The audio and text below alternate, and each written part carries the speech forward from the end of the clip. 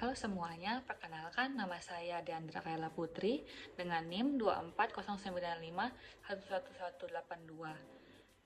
Di video guys based learning kali ini saya akan menjelaskan tentang listeriosis.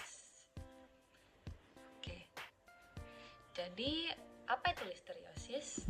Pasti kamu sudah bertanya-tanya kayak apa itu gejalanya, terus dia itu disebabkan oleh apa, terus dia biasanya menyerang apa. Nah, jadi listeriosis ini adalah salah satu penyakit bakterial yang paling menantang, dan dia ini merupakan ancaman serius gitu karena tingginya angka kematian pada hewan. Penyakit ini disebabkan oleh bakteri Listeria monocytogenesis.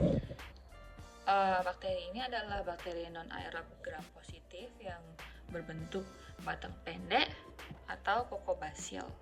Sifat utamanya yang paling unik itu yaitu dia itu kayak bergantung pada suhu. Jadi bakteri ini dia punya flagella petricus yang tersebar di seluruh permukaannya. Jadi penyebarannya ini cepat dan dia ini membentuk pola menyerupai payung kalau kita teliti di media agar.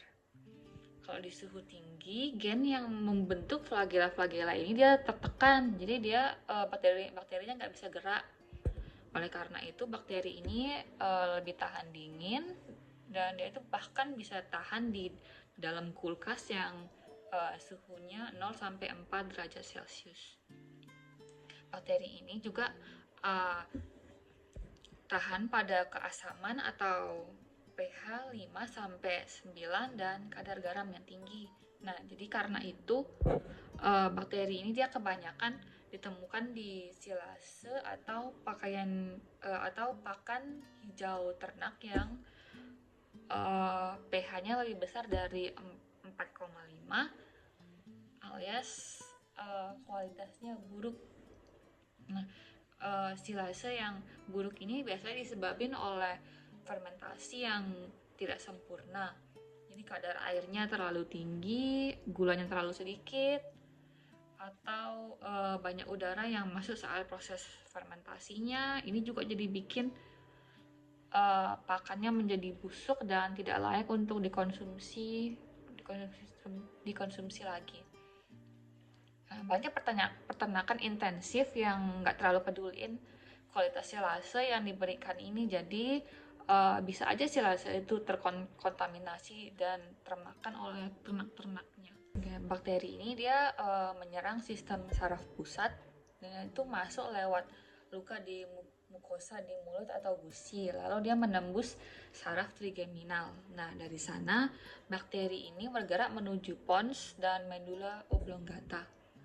Cirinya terjadi encephalitis vokal dan mikroabses di jaringan saraf. Selain itu, bakteri ini juga dapat menginfeksi janin dan saluran pencernaan. Nah, kalau di Indonesia, kasus klinisnya jarang ditemukan karena iklimnya yang tropis. Jadi biasanya kalau di luar negeri itu kebanyakan hewannya terjangkit di awal musim semi sama di musim dingin. Dan pada musim itu hewan peternakan kan dia kebanyakan stres, makanya banyak terjangkit penyakitnya. Oke, sekarang kita lihat contoh kasusnya. Seorang peternak melaporkan salah satu kambingnya terlihat lemah dan hilang nafsu makan sehabis diberikan pakan yang entah dari mana dia belinya. Terus di beberapa hari kemudian, kepala kambing tersebut jadi miring dan lumpuh. Lidahnya juga keluar. Terus kambing ini juga katanya sering berputar-putar ke sisi miringnya itu. Nah, peternak ini awalnya bingung, tapi malah menyepelekan. Sampai suatu saat kambing ini kelihatan sempoyongan. Terus dia itu nggak punya koordinasi gerakin tubuh, nggak bisa seimbangin diri. Akhirnya dia sering jatuh kambing itu. Nah, jadi gimana itu diagnosanya? Jadi kambing tadi itu dia udah di udah terjangkit penyakit listeriosis di tahap yang udah memburuk. Karena penyakit ini kan dia tuh menyerang medula oblongata dan pons. Hal ini hal ini menyebabkan gejala neurologis yang tadi itu kan ada kayak paralisis facialisis, yaitu kelumpuhan satu sisi wajah, lidahnya keluar karena nggak bisa dikendaliin. Terus kelopak matanya juga pasti turun. Nah, kelumpuhan ini disebabkan oleh kerusakan saraf vestibular. Itu bikin kambing tadi itu jadi kayak berputar-putar gitu. Nah, biasanya untuk diagnosa klinisnya, kita ini melakukan isolasi bakteri dengan mengambil usapan otak di bagian medula oblongata kambing tadi itu. Nah, sampel ini lalu kita kembangbiakkan di media agar darah dan dilakukan konfirmasi lebih lanjut itu saat kita naikin suhunya. Karena tadi kan bakteri ini dia lebih suka di suhu yang lebih dingin gitu. Itu salah satu ciri paling uniknya. Nah, oke, jadi gimana cara kita mengatasinya? Atau cara kita ngobatin kambing tadi itu. Nah, jadi kambing tadi itu akan diberikan antibiotik khusus sistem saraf pusat yang sulit ditembus. Antibiotik yang cocok itu kita akan berikan oxytetracycline. Karena obat ini dia bisa berdifusi baik ke jaringan otak, terus dosis yang diberikan itu cukup tinggi. Sekitar 20 mgkg melalui IV atau intravena atau infus. Habis itu dilanjutin lagi dengan intramuskular atau disuntikin gitu dengan dosis yang sama setiap 24 jam. Terus juga dikasih obat ini tuh harus dilanjutkan minimal 5 hari setelah gejala kambing itu lebih membaik. Kita ke kesimpulan dan saran. Jadi listeriosis ini adalah penyakit infeksi serius yang disebabkan oleh Listeria monocytogenes.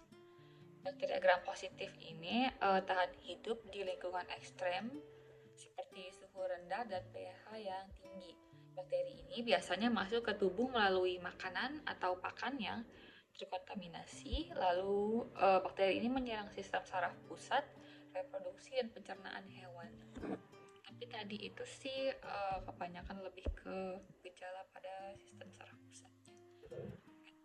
Jadi saran saya tadi itu sebaiknya peternak